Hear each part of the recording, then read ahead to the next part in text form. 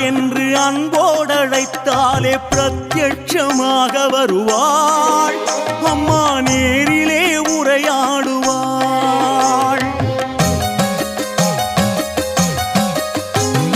ஆங்கார ரூபமாய் அன்பான வடிவமாய் அன்னையாய் காக்க வருவாள். கொடும் வினையாவும் மிதித்தாடுவாள்.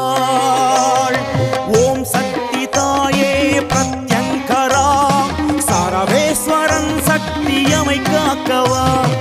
ஓம் சக்தி தாயே பிரத்யங்கரா சரவேஸ்வரன் சக்தியமை காக்கவா.